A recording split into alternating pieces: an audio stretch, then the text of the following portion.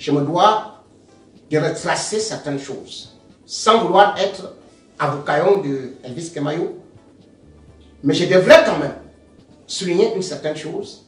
Elvis Kemayo ne s'est jamais présenté à une campagne ou à une intronisation de Paul Biya pour jouer. Et je dis bien que le 24 avril, la campagne présidentielle était déjà terminée. Elvis Kemayo a été piégé par Mme Cortés, qui est bangantée comme lui. Il lui a dit d'aller jouer au village. Je dis bien au village. Ce qu'il a accepté, dans la mesure où c'était une façon de l'honorer. Elvis Kemayo est le porte-flambeau, pas seulement de ce qu'on peut appeler la musique camerounaise à travers beaucoup de pays, mais aussi surtout la culture et la langue bangantée. Mais il n'a jamais été invité dans le festival d'Undé, qu'on appelle le festival Matumba. Jamais. Donc quand Mme Cortés l'invite, lui dit que pardon mon frère vient chanter. Il arrive au village et il trouve les gens avec les tenues du RDPC. Face à ces faits, Elvis Kemayo, je dis bien le 24, c'était la nuit du 23 au 24 avril 2019. Elvis Kemayo est dans son village. Il chante au Cameroun. C'est-à-dire qu'une chanson patriotique qui a plus de 40 ans. Au Cameroun, berceau de nos enfants et tout et tout et tout. Oh yeah, Cameroun. C'est ça que Elvis Kemayo va chanter. Bien évidemment, Mme Cortés a réussi à faire son coup. Elvis Kemayo revient et les images sont diffusées. J'ai regardé ces images. J'ai essayé d'enquêter et j'ai essayé de comprendre. Et c'est pour ça que je vais dire, Elvis Kemayo, s'il y a un artiste qui a subi les foudres de ces régimes, c'est Elvis Kemayo. S'il y a un artiste qui a été humilié par ce régime, c'est Elvis Kemayo. Elvis Kemayo a commencé à faire la musique à 13 ans. À 16 ans, c'est là où il commence un peu dans le cabaret. À 19 ans, il est recruté à Yaoundé parce qu'il était à Douala, au Queens. C'est une boîte où Elvis Kemayo a joué. Son talent est tellement énormissime que, au Gabon, un homme d'affaires le repère et lui demande d'aller au Gabon vers les années 1970. Parce qu'en fait, il devient professionnel de la musique en 69. Donc vous voyez qu'il a quand même une longue carrière. 69. Parce qu'en 66, il jouait déjà. En 71, il se retrouve au Gabon. Elvis Kemayo réussit à s'imposer au Gabon. Tout le monde le respecte. Jusqu'au président de la République. Elvis Kemayo est nommé directeur de l'Orchestre national du Gabon. Il va former 22 artistes gabonais au compte du gouvernement. Il va produire 15 albums. 15. C'était, on appelait, à l'époque, c'était du vinyle. 33 tours. C'est une méga star. Il est logé par le président de la République, Omar Bongo. Elvis Kemayo a avec lui, comme gardien, la police. C'est un policier qui gardait Elvis Kemayo. Donc c'était un véritable dieu au Gabon.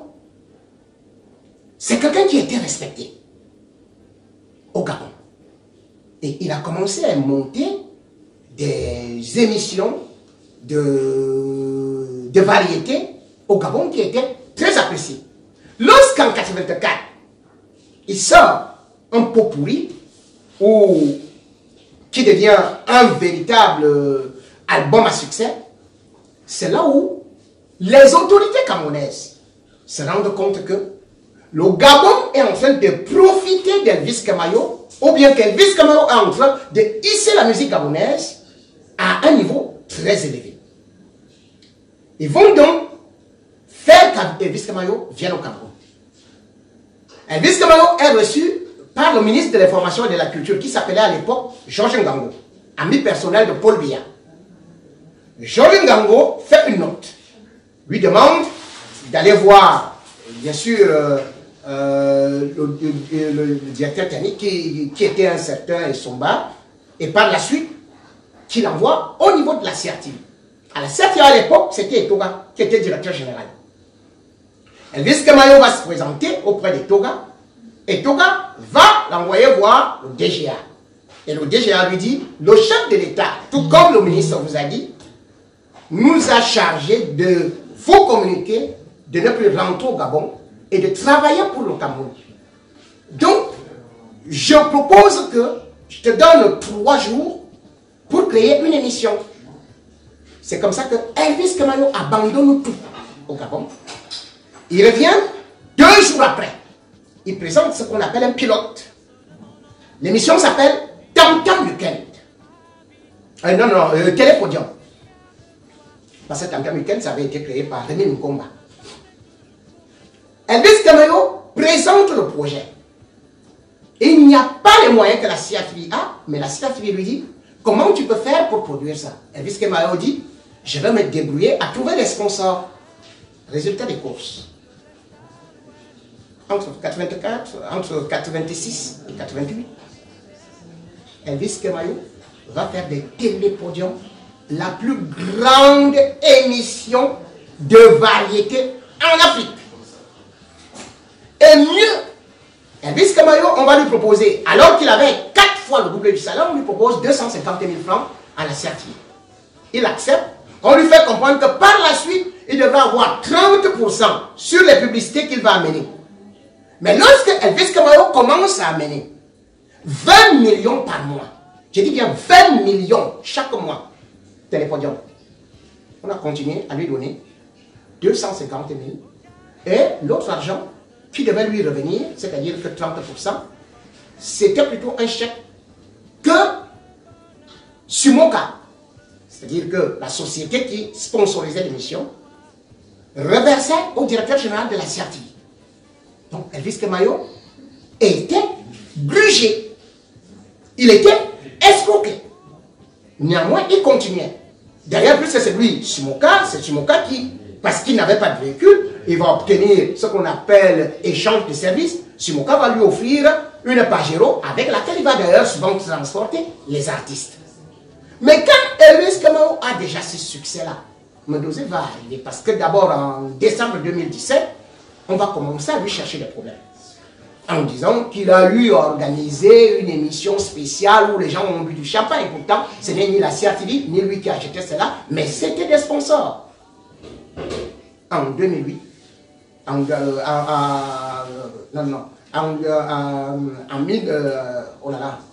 96, donc Elvis Kemayo est directement dessaisi de l'émission par le professeur Gérard Mendoza qui lui dit, écoute, nous sommes en 86, tu ne peux plus continuer à présenter cette émission, va là-bas derrière, ici c'est la maison des journalistes, tu n'es qu'un musicien, tu ne peux plus travailler ici. Non seulement il n'est pas dédommagé, on le liquide comme un malfrat. On le chasse de la CRTV, où pourtant il venait de recruter 22 musiciens, 22 personnes, 12 personnes qui travaillaient matin, midi, soir pour lui. Mais néanmoins, vous vous rendez compte, avec tous ces sacrifices, on a fait partir Elvis Kemayo comme un malfrat. Il est parti du Cameroun avec un peu pour tout. 10 000 francs CFA dans ses poches.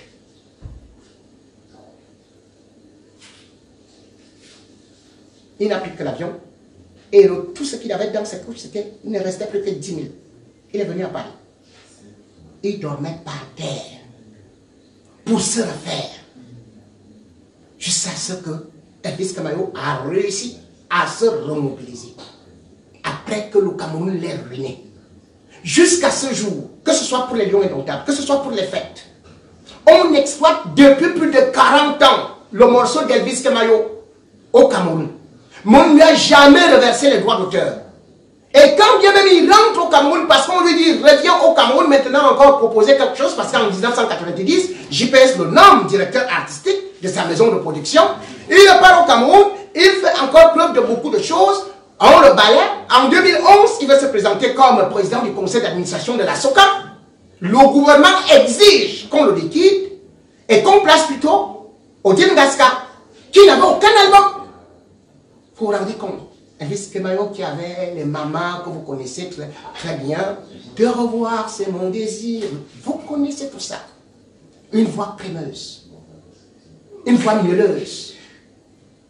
Une invention prodigieuse.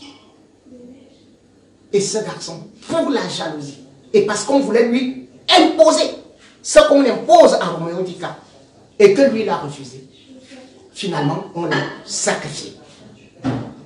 Voilà donc comment le Cameroun fonctionne avec ses enfants, avec les vrais musiciens. Ne jamais le reconnaître comme André-Marie Talla, qui a chanté « Je vais à Yaoundé ». Elvis Kemayo et André-Marie Talla devraient être médaillés, devraient avoir des maisons, ils devraient déjà construire des palaces parce que leurs morceaux sont utilisés par le régime depuis des lustres. Mais jamais, ils n'ont été récompensés. Raison pour laquelle j'appelle toutes les unités de la brigade anti-sardinage d'enlever Elvis Kemayo de la liste noire, de la liste rouge des sardinards. Il n'a jamais été sardinard. Il s'est battu tout au long de sa vie. Il n'a même pas une cabane au Cameroun. Il n'a jamais bénéficié des avantages du régime. Il n'a jamais chanté pour une campagne de promotion de Paul Biya.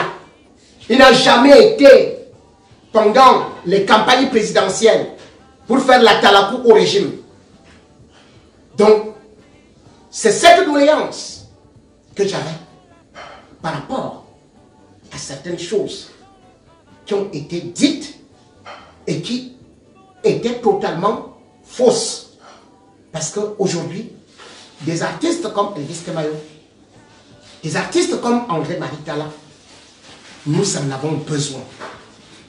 Ce sont nos icônes. Ce sont nos sources d'inspiration. Ce sont des gens qui, de génération en génération, ne seront jamais hors gamme, hors catégorie ou périmés. Cette musique que nous aimons et ces musiciens doivent être conservés.